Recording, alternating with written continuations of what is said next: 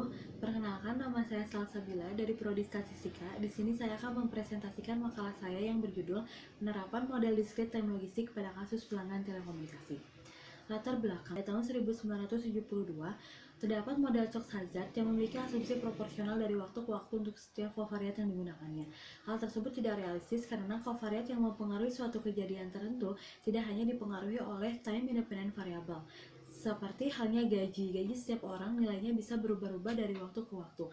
Hal ini dinamakan dengan time dependent variable.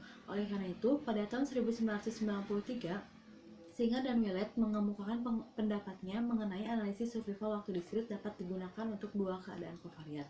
Metode ini diestimasi menggunakan regresi logistik. Oleh karena itu dikenal dengan istilah model discrete time logistik.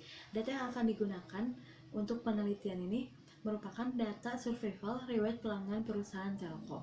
Model discrete time logistik merupakan kombinasi linier antara logit dari fungsi Hazard dasar yang memiliki covariat berupa waktu dengan suatu fungsi fleksibel yang terdiri dari covariat substantif.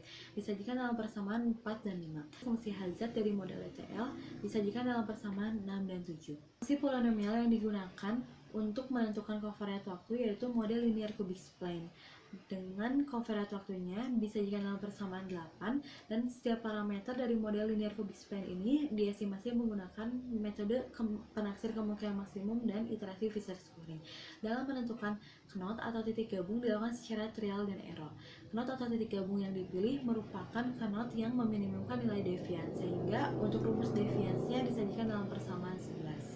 Covariat yang digunakan untuk model discrete time logistik terdapat dua, yaitu covariat berupa waktu dan covariat substantif.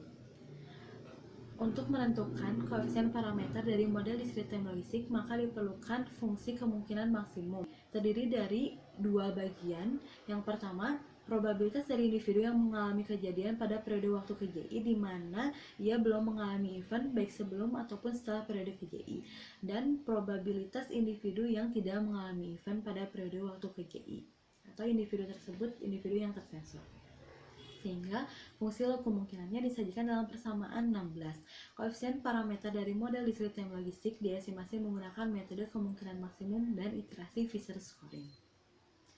Setelah memperoleh model, maka dilakukan ada uji keberartian model, di mana untuk menguji peranan variabel prediktor pada model secara bersamaan, dan uji Wold atau uji parsial, yaitu untuk menguji pengaruh parameter secara parsial atau secara terpisah. Metode R-square-McFadden digunakan untuk mengukur seberapa besar variasi yang dapat dijelaskan oleh variabel prediktor. Yang selanjutnya ada odd ratio, digunakan untuk mengetahui tingkat kecenderungan antara kategori dari suatu variabel prediktor pada covariat substantif.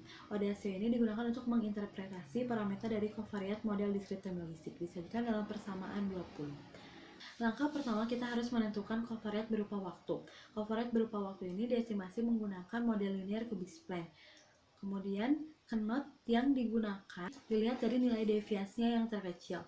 Dapat dilihat di tabel, nilai deviasi yang terkecil itu terdapat di knot sama dengan 9, sehingga dapat disimpulkan bahwa prediktor berupa waktu untuk fungsi Hazard dasar pada model discrete time logistik sebagai berikut. Proses perluasan data dari person oriented menjadi person period.